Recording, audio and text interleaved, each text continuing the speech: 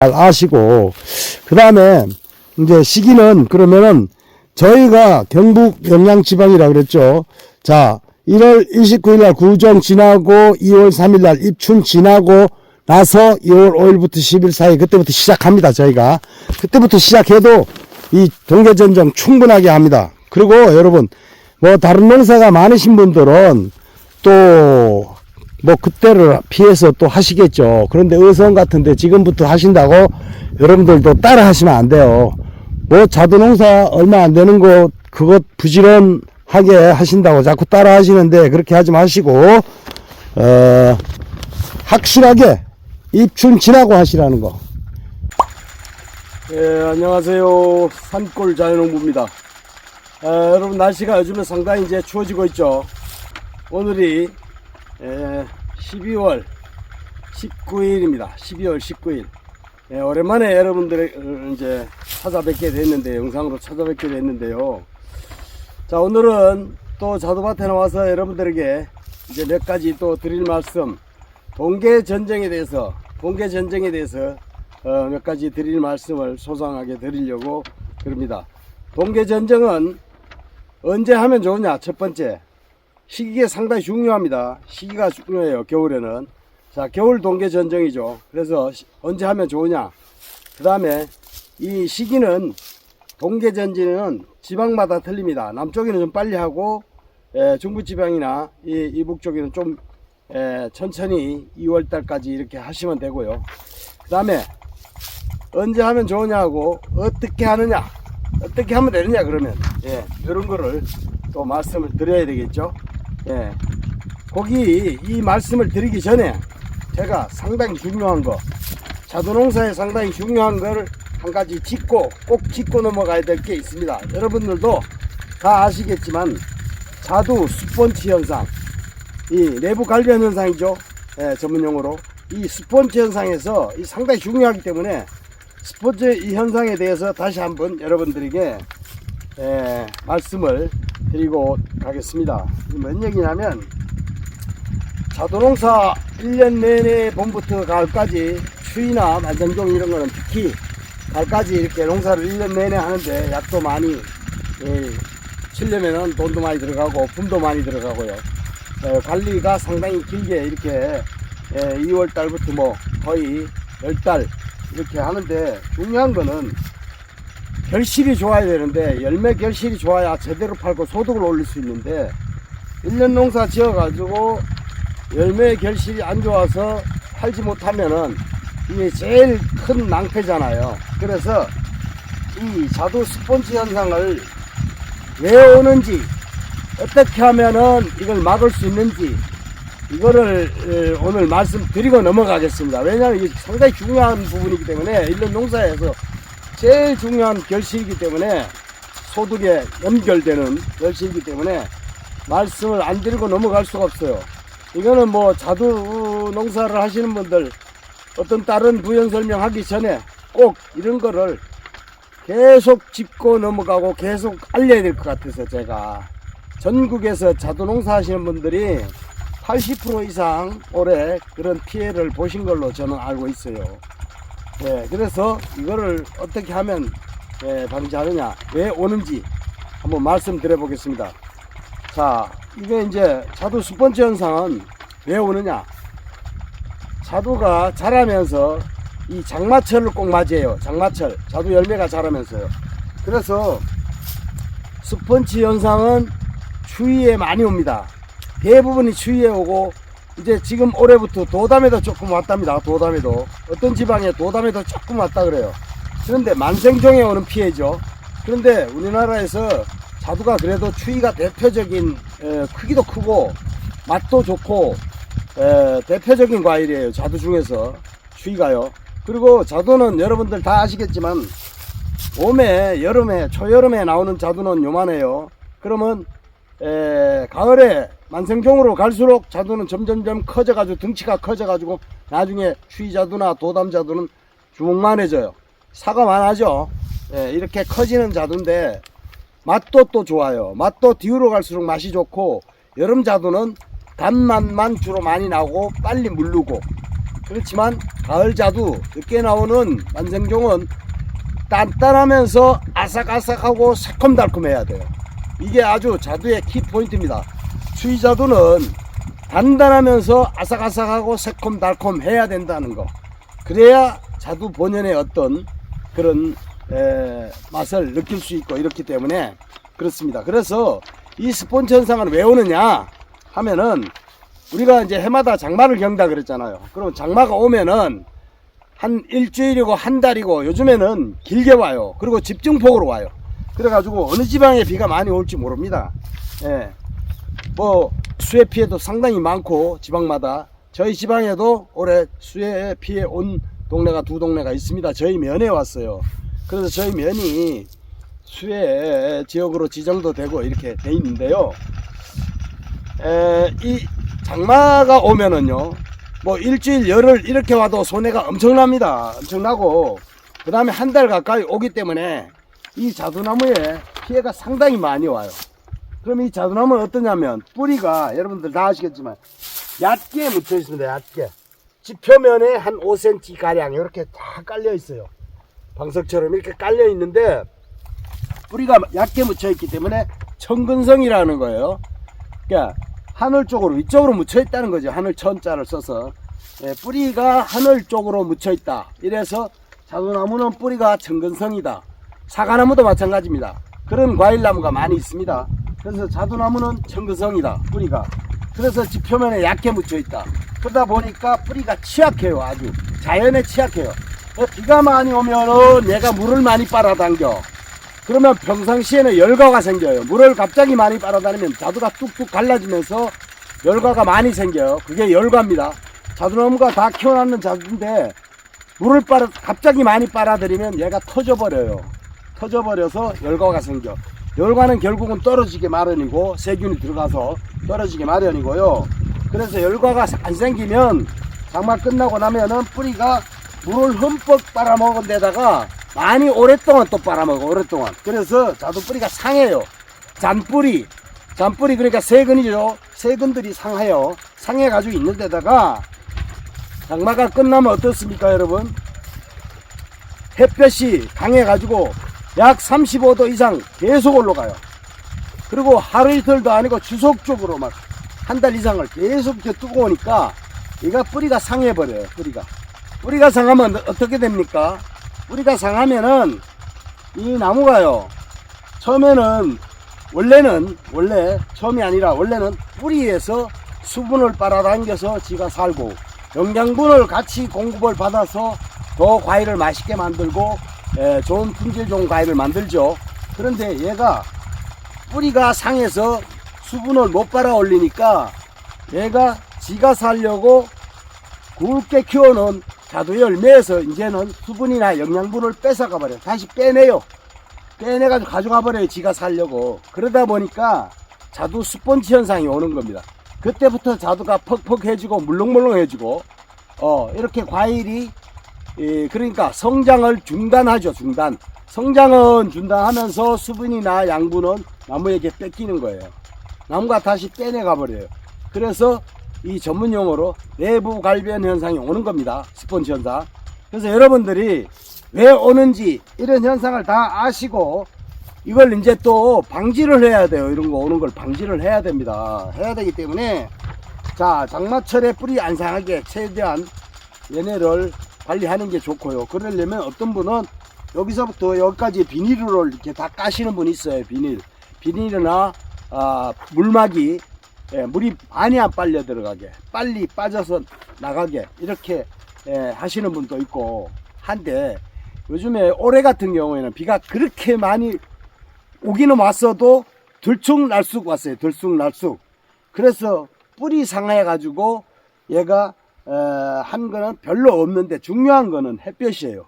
장마 끝나고 햇볕이 엄청 뜨거우니까 또 햇볕이 너무 뜨거워도 이 자두 뿌리가 상해요. 상해가지고 열에 뒤는 거죠. 뒤어가지고 자두 뿌리가 많이 상합니다. 그러다 보니까 또 뿌리가 상하니까 얘가 또 내부 갈변이 오는 거예요. 그래서 아열대 현상이 오는 거지. 아열대. 이제 열이 너무 많이, 자연의 열이 너무 많이 얘한테 가는 거죠. 그러다 보니까 나무가 견디지는 못해요. 그래서 사과 같은 것도 지난번에도 어떤 영상에 말씀드렸지만 제가 사과 같은 것도 남쪽에서 대구 이남의 남쪽에 하다가 자꾸 올라가가지고 이제는 강원도 양구까지 올라갔잖아요. 철책선 양구까지 올라갔습니다. 올라가서 거기 사과를 또 알아줘요 요즘에. 알아주고, 참고로 저희 지방이 경북 영양입니다. 경북 영양 지방의 기준을 가지고 제가 말씀을 드리는 건데, 이거는 자연스러운 거고, 전국에 자두농사 하시는 분들, 제가 있는 지방이 경북 영양이기 때문에 제가 여기 경북 영양에서 이렇게 한다는 것을 참고적으로 하시고, 남쪽이나 저희보다 북쪽 지방에 계신 분들도 참고하시면 좋을 것 같아요. 이게 왜 그러냐면, 이 자두나무 스펀지 현상은 전국에 다 왔어요. 올해 포천까지 왔습니다. 경기도 포천까지도. 거기 계시는 분들이 지금 가을에 저한테 한 분이 오셔가지고 저하고 의견을 주고받고 이렇게 확실히 거기도 왔다 이렇고, 며칠 전에 또 포천에 계신 분이 한 분 또 전화 왔어요. 저한테 상담이 왔는데, 자두나무가 왜 겨울에 이렇게 꽃눈이 바글바글 이렇게 유지하고 있어야 되는데, 유지하고 있는 걸 보면은, 살아있는 거는 보면은 이렇게 보이거든요. 쌩쌩하거든요. 근데 이게 다 죽어 있대요. 그러면 뭐냐, 여름에 햇볕에 뿌리가 상했다는 거예요. 그래서 수분이 안 올라가고 나무가 죽어가고 있다는 거예요. 이 나무가 죽었다는 거예요. 그러니까 죽었다는 거예요. 그래서 나무가 죽으니까 어떻게 됩니까? 꽃눈은 결과지 꽃눈은 결과적으로 죽는 거예요. 말라 죽어버린 거죠. 그러니까 수분이 공급 차단이 됐다는 얘기죠. 그러니까 여러분, 자두 스펀지 현상은 지금 설명이 충분했는지 몰라도 대략적으로 그래서 이 스펀지 현상이 옵니다. 오기 때문에 어떻게 막아야 되느냐, 제가 여름에도 말씀드렸지만은 이 자두나무예요. 햇볕이 강할 때는, 자, 장마 끝나고 일주일 뒤에, 장마 끝나고 일주일까지는 여기에 수분이 아주 충분히 있습니다. 있고 하기 때문에 뿌리가 덜 상해요.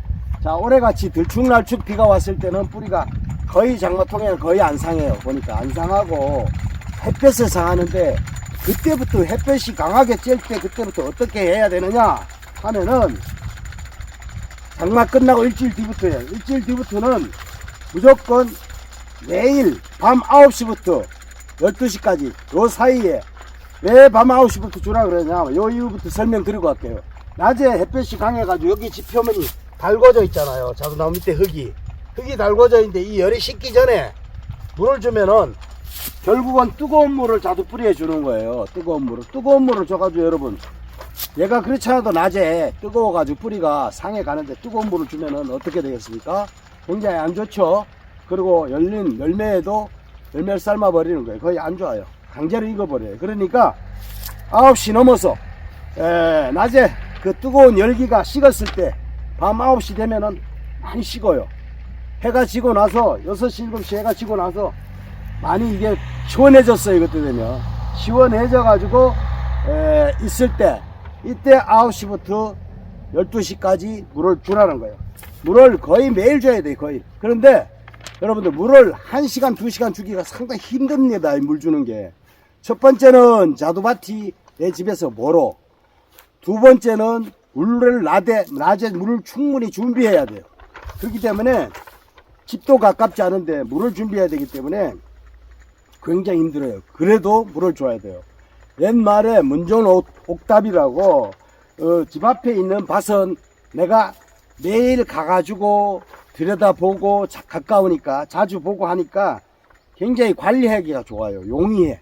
그래서 작물을 잘 관리하니까 잘 자라는 거예요. 애들이 잘 관리가 되고, 그래서 잘 하는 건데, 옛말에 그래서 문전 옥답이라 그랬는데요. 저희는 마침 이 집 앞에 자두밭이 있다 보니까 밤에, 낮에는 그 대신 하루 종일 물을 받아요. 물탱크에 물을 받아가 준비해 놨다가 밤 9시 되면, 자, 이제 알람을 맞춰 놓고 줍니다. 알람을 맞춰 놓고, 자, 1시간이다, 1시간 반이다, 2시간이다, 이렇게 물량에 따라서 알람을 맞춰 놓고 물을 매일 거의 줬어요. 매일. 예를 들어서 뭐 한 3일 쭉 주다가 하루 정도 안 주는 건 괜찮아요. 그건 괜찮고, 주로 물을 주라는 거예요. 왜 주냐? 이제 저녁에 물을 흠뻑 먹고 얘가 충분히 먹고 휴식을 취하고 있다가, 낮에 되면 오전 10시 넘으면 햇볕이 뜨거워가지고 또 얘를 삶아요. 푹 쪄가지고 삶어. 그때 얘가 자두나무가 뿌리를 싱싱한 뿌리를 가지고 버티라는 거예요. 하루. 근데 물 주는 건 한계가 있습니다. 여러분들도 아시겠지만 1시간 2시간 줘봤자 비 10분 오는 것만도 못해요. 비 10분 오는 것만도 못해요. 물을 흠뻑 준다고 줘도 속에까지 깊이 매일 주면은 좀 들어가더라고요. 근데 한 일주일 정도 가까이 줘봤자 별로 안 들어가요. 낮에 또 말라버리고 하니까. 그러니까 푹 들어가질 않아요. 그래서 물 주는 방법을 연구해야 되고, 물을 꼭 주되 물 주는 방법을 연구하고 1시간 2시간 가까이 물을 꼭 주라는 거. 그래, 물을 꼭 주면은 얘가 그 시원한 물을 가지고 품고 휴식을 취하고 있다가 그 이튿날 하루를 버텨요. 그 뜨거운 햇볕에 하루를 버티면 얘가 하루를 살고 뿌리도 안 상하고 해서 내부 갈변 현상을 막잖아요. 그러면 이걸 계속 지속적으로 해야 돼요. 제가 올해 한 달 보름 동안 물을 그렇게 줬어요. 한 3일 주다가 하루 정도 쉬고 3, 4일 또 주다가 하루 쉬고 매번 주는 것도 그거 보통 힘든 게 아니에요. 그래서 힘들어가지고 제가 보통 어떨 때는 바쁘고 할 때 또 그럴 때는 하루씩 빼먹기도 했어요. 그리고 제가 계속 기록을 했어요. 날짜를 딱 써놓고 매일 기록을 했어요. 오늘 몇 시부터 몇 시까지 자두물 줬다고 이렇게 기록을 하면서 물을 줬습니다. 물을 줬고요. 해마다 내년에도 그렇게 할 거고, 제가 원래 그렇게 해서 내부 갈변 현상을, 자두의 내부 갈변 현상을 벗어났어요. 괜찮았어요. 그리고 나중에 수확하고 나서 그런 소리가 들리더라고요. 제 유튜브를 보시는 분이 전국에서 다 보시잖아요. 보시는데 저 따라서 물을 주세요 할 때 따라 한 분이 딱 2분 있더라고요. 청송이 한 분 계시고 청송이 사모님이 한 분 그렇게 하셔가지고 피해를 전혀 안 봤대요.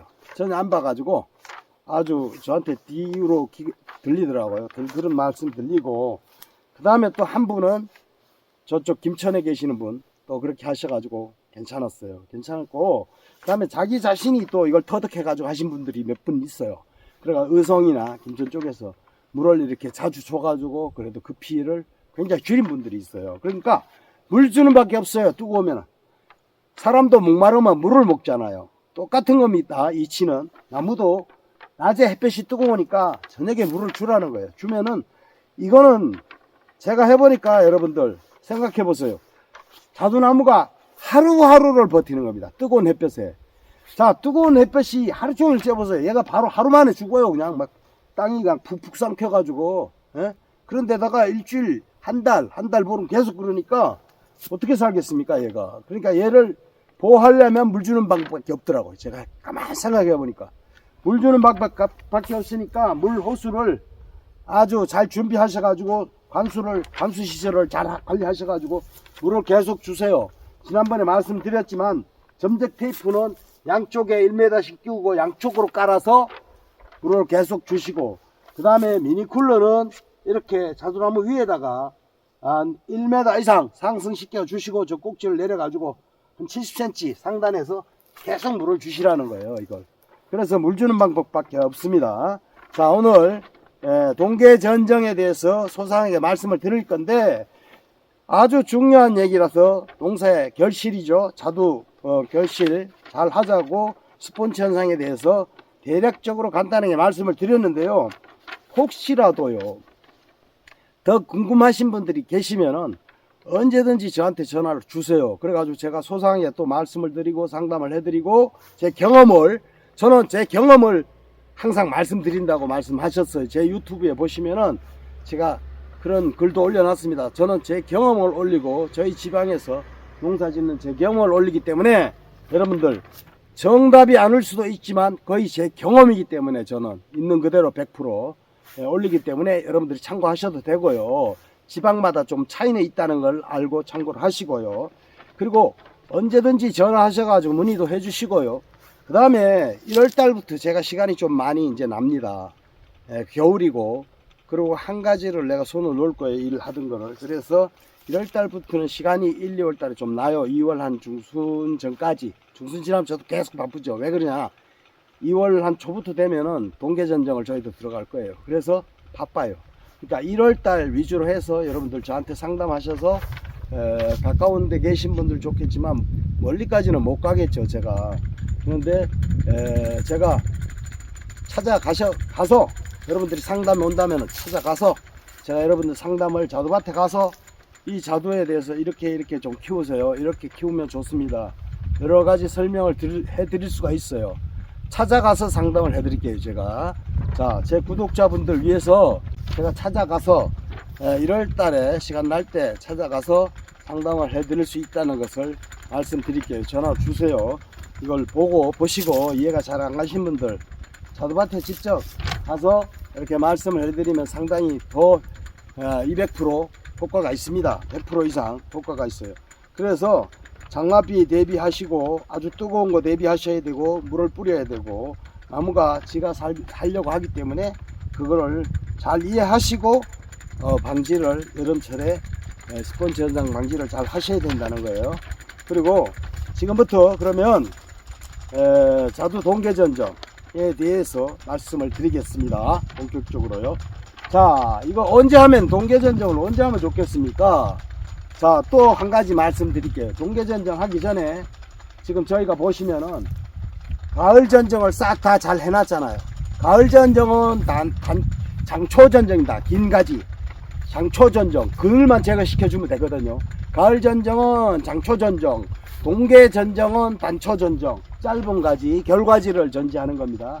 그렇기 때문에 자, 시기적으로 보면은 가을전정을 다 해놓으셨어야 돼요. 그래 가을 햇볕에 이 꽃눈, 결과제 꽃눈이 충실하게 그 짧은 가을 햇살에, 요즘 겨울 햇살에도 얘가 토실토실하게 영양분을 공급을 받아가지고 얘가 살이 쪄요. 그래가지고 쌀알만하게 이렇게 거의 쌀알만하게 이렇게 가죠. 도담은 좀 더 굵고요. 이런 식으로 유지하고 있다가 2월 달에 저희 지방 기준으로 얘기합니다. 저희는 2월 초, 한 2월 5일이나 2월 10일 그때부터 시작해서 2월 달에 이거 결과지 전지, 동계 전지죠.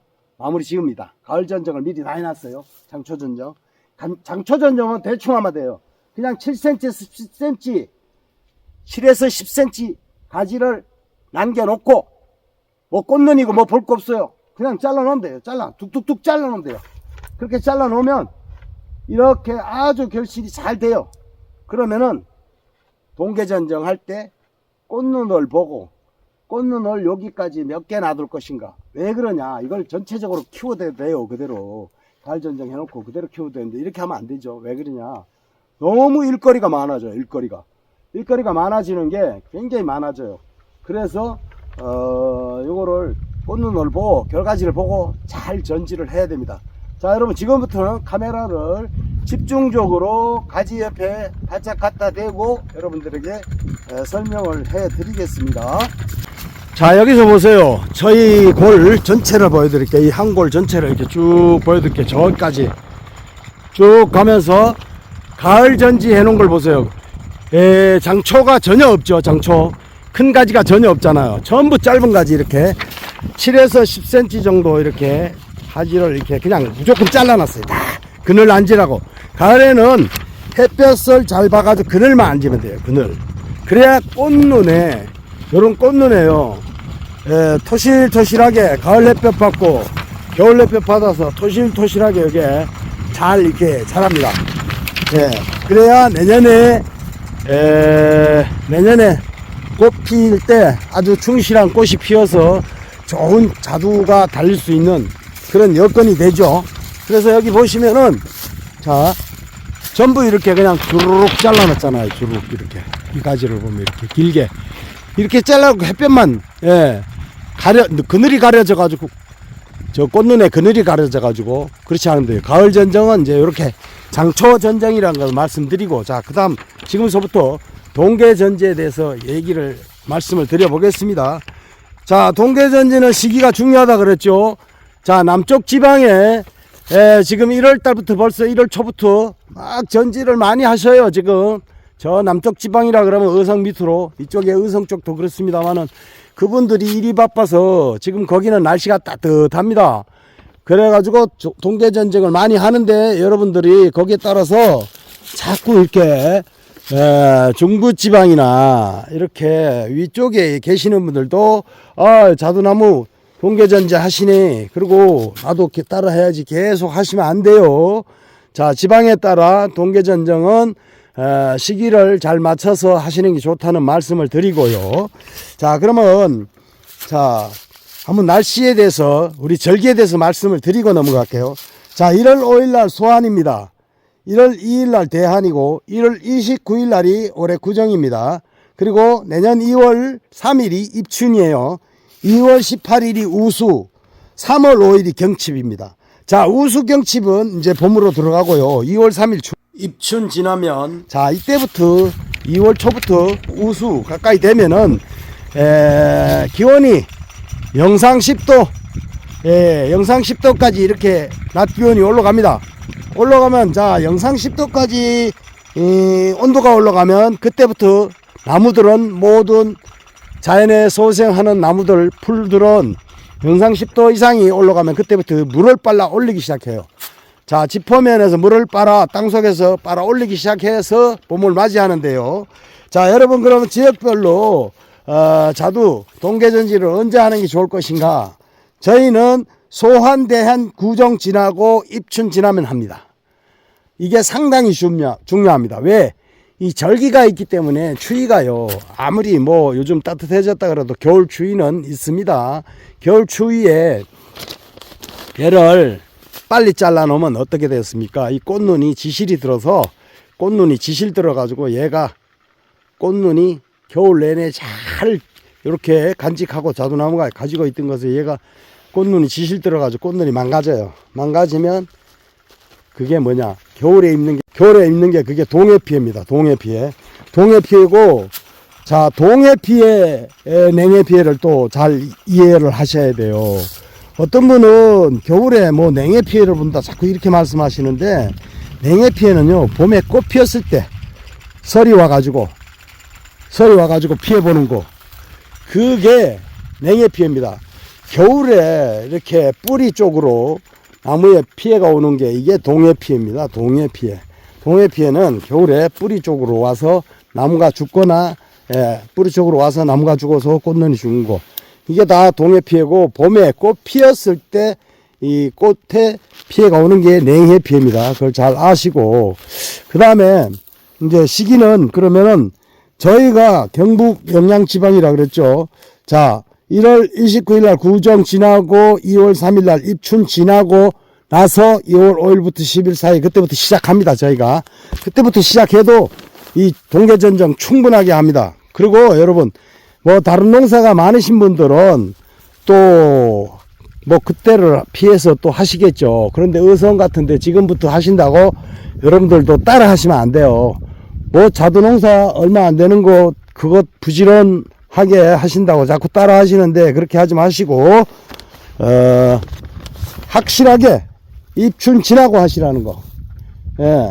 저희 지방 이북 쪽은, 그리고 의성 밑으로 계시는 분들은 기온을 잘 보시고 하시는 게 좋고, 의성 쪽도요, 입춘 지나고 하시는 게 좋습니다. 왜 그러냐, 겨울에 빨리 해가지고 좋을 건 하나도 없거든요. 이걸 뭐하러 2월달에 빨리 합니까? 꽃이 4월 초에 핍니다. 꽃은 4월 초에 피고, 꽃 피기 전에 약을 2번 해야 되는 건 아시잖아요. 2번 이상. 그렇기 때문에 여러분들 급하게 하실 필요 없습니다. 그분들 바쁘기 때문에 자두농사를 워낙 많이 하신 분들이 계셔요. 의성 쪽에는 뭐 30년 50년 하셨지만 거의 자두농사를 주로 많이 하시는 분이, 주농사로 많이 하시는 분들이 계시기 때문에 그렇게 하시는 거예요. 그러니까 너무 자두농사 많지 않는데 그렇게 서둘러서 막 5,000평 6,000평 7,000평 되지 않는데 그렇게 하실 필요는 없어요. 내가 농사를 감당할 만큼 농사를 하셔야 되지만은 이 전지도 날짜를 잘 보셔가지고 충분히 이 동해를 안 입을 정도로 이렇게 날짜를 보시고 하시라는 거고요. 꽃은, 자두꽃은요, 2월 한 중순 되면 바늘구멍만하게 이렇게 여기 꽃눈이 톡톡 터져가지고 바늘구멍만하게 시작해서 4월 초, 저희 지방으로 3월 말 돼서 4월 초 돼야 만개돼요. 4월 2, 3일 돼야 만개돼요. 그러니까 한참 한 달 이상 갑니다. 꽃눈이 조금 바늘구멍만하게 터져도 금방 필 것 같아도 봄에 굉장히 또 꽃샘 추위도 있고 해서 굉장히 천천히 피어요. 천천히 피고 하니까 잘 보시고 그때 하시라는 거고, 동계 전쟁은 날짜는 그런 식으로 생각을 하고 계시고요.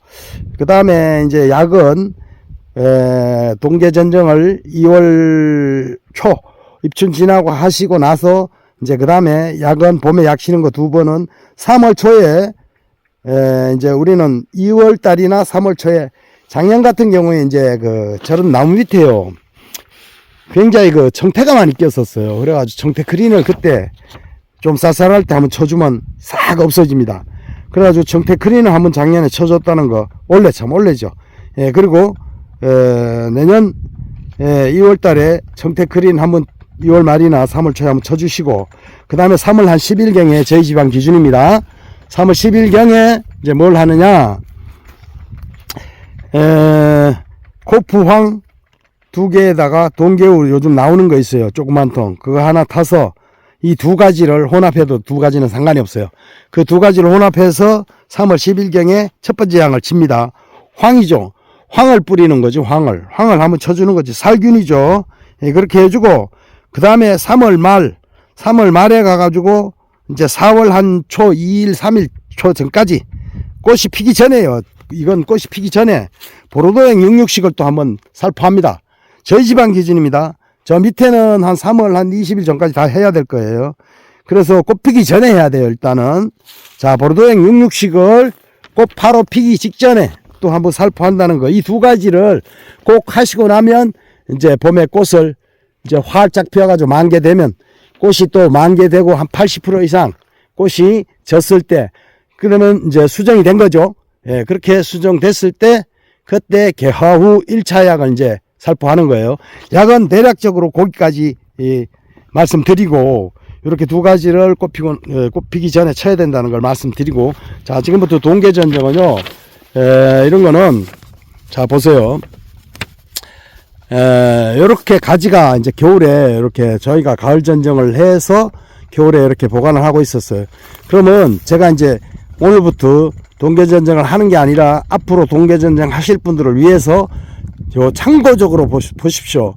그때 2월 달에 제가 그 동계전쟁 하기 전에, 직전에 또 영상을 올려드릴게요. 오늘 잘 못 보신 분들을 위해서 또. 그런데 그때 동계전쟁 어떻게 하면 여기 꽃눈이 여기도 있고, 여기도 있고, 여기도 있고, 여기도 있고, 여기 뒤에도 있고, 여기도 있잖아요. 이렇게. 여기까지 다 있어요. 여기도 요렇게 있어요. 뒤에도 있어요. 여기도 있고, 여기도 있고, 여기까지 있어요. 그런데 요걸 다 키우면 일이 많아진다 그랬잖아요.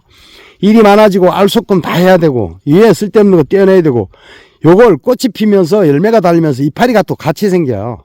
같이 생기면 요 위에서 잎이 이렇게 다 있으면 여기에 너무 많은 그늘을 줘요, 또. 그렇기 때문에 잎도 적당하게, 꽃도 적당하게 놔두고 전지를 해야 나중에 열매, 알속금 할 때 아주 쉬워요. 쓸데없는 열매를 많이 달면 안 된다는 거죠. 간격을 두고 적당하게 과일을 달아야. 원래 여기 달았잖아요. 이거 보시면 여기 이렇게 받아가지고 이제 이게 자란 건데, 자, 요럴 때 요런 식으로 적당하게 간격을 두고, 이렇게 적당하게 간격을 두고 자두를 달아야 이렇게 가는 거죠. 그 다음에 저렇게 가고, 이래야 자두가 굵어요. 그리고 이런 못 쓰는 가지는 동계전쟁 할 때 이렇게 다 쳐주는 거예요. 그렇게 다듬어 줘야 돼요. 다듬어 주면은 요게 있으면은 과일이 커가면서 찔려. 그래가지고 이런 걸 다듬어 주고요. 자, 동계전쟁 할 때 어디를 잘라주냐. 저 같으면 이렇게 합니다. 여기 꽃눈 있고, 여기 있고, 여기 있잖아요. 그럼 여기도 있잖아요. 여기까지만 과일을 달아요. 여기서 한 1cm 정도, 요 꽃눈에서 1cm 정도 이렇게 올려서 이렇게 잘라버려요. 이렇게. 됐죠? 그 다음에 이쪽 건 어떻게 자르냐. 여기도 있고, 여기도 있고, 여기 있어. 그러면 3군데 달리라는 거예요. 그래가지고, 과일을 관리하고, 요 바로 1cm 위에 이렇게 잘라줘요. 이렇게 하면 동계전쟁은 아주 마무리가 잘 됐어요. 이렇게 깔끔하게, 이렇게 해주고, 그 다음에 요거는 또 이렇게 할 수도 있어요. 자, 이걸 아까워서 이 안쪽에도 달고, 여기도 달고 해서 얘가 더 잘 자랄 수도 있고, 얘가 더 잘 자랄 수도 있어요. 그럼 둘 중에 하나를 보고 알속금 할 땐 여기에서 전체에서 한 개만 놔두고, 열매를 한 개만 놔둬야 돼요. 요 가지에서는, 요 결과지에서는 한 개만 놔두고 요쪽으로 키우는 게 제일 좋아요. 바깥쪽으로.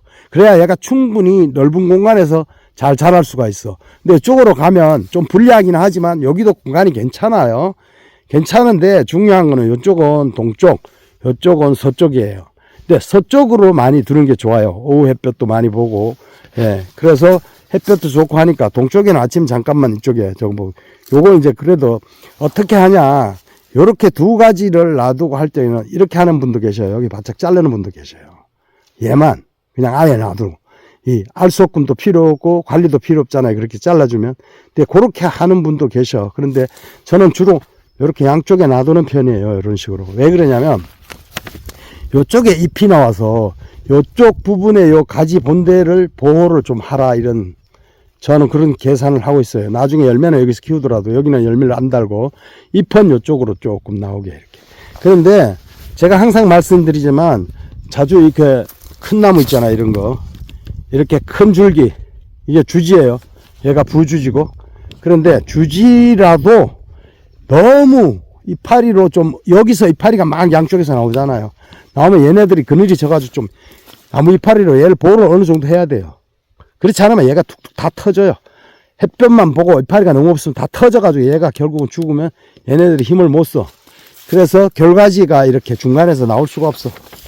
결과지가 이렇게 중간에서 어디가 이렇게 나올 수가 없어요. 예. 그러니까 이렇게 중간에 나온 결과지들을 여기 보세요. 여기서 이제 계속 달아먹었잖아요. 달고 올라갔잖아요. 그래서 이걸 이제 관리하고 있는데 이런 결과지들을 중간에서 이렇게 잘 관리할 수가 없어요. 그래서 이쪽으로 여기도 보면 이렇게 꽃장 올라간 게 있고 이렇게 올라왔잖아요. 이런 거를 잘 보고 동계전쟁할 때 요거 필요 없는 가지 요거 따듬어주고 여기를 이 정도 잘라주라는 거예요. 이렇게. 요거는 안에 거는 잘라주고 이렇게. 그러면 얘가 이쪽에서 충분한 공간이 있잖아요. 이쪽에. 여기로 빠져나왔잖아요. 그러니까 여기에서 과일을 다루라는 거예요. 여기서 과일을 다루는데 지금 원래는 내년 봄에 이렇게 잘라주라는 거예요. 이렇게 잘라줘. 여기를 잘라줘 가지고 과일을 여기서 달고 그 다음에 요걸 계속 놔두고 이렇게 잘라줘요. 그러면 어떻게 되느냐. 과일이 이렇게 달려요. 이렇게 달리면 여기서 안 좋은 과일 다 떼놓고 될 수 있으면 끝으로 그 정도에서 과일을 달아. 그럼 과일이 아주 커져요. 큰 과일이 달려요. 이쪽 밭쪽 옆에는 좀 큰 과일이 안 돼요. 그러면 요 뒤에 혹시 모르니까 여기를 놔두고 이렇게 잘라가지고 요 뒤쪽에 이렇게 달면 또 좋아요. 그래서 여기서 바짝 자르지 말고 요걸 이렇게 잘라도 돼요. 이렇게 잘라버리면 얘만 키우겠다는 거지. 그런데 혹시 어떻게 될지 모르니까 이렇게 한두 눈곱 놔두고 이렇게 잘라는 거지. 이렇게 하시는 거예요. 이렇게 하면은 완벽해요. 그리고 이렇게 죽은 가지 있잖아요. 옆에 죽은 가지 이런 거 잘라주고 이렇게 바짝 잘라버려야 돼. 죽은 가지. 여기도 이렇게 죽은 가지잖아 이거. 그럼 이거는 아예 바짝 잘라버려야 돼. 이런 거. 예, 동계전쟁 할 때 이렇게 죽은 가지잖아 이것도. 여기에 살아있고 그럼 이런 걸 바짝 이렇게 잘라주라는 거예요. 이렇게 바짝 잘라주는 거예요. 이렇게 잘라주라는 거예요. 이렇게 잘라주면 돼요. 예, 여기도 있잖아요. 여기도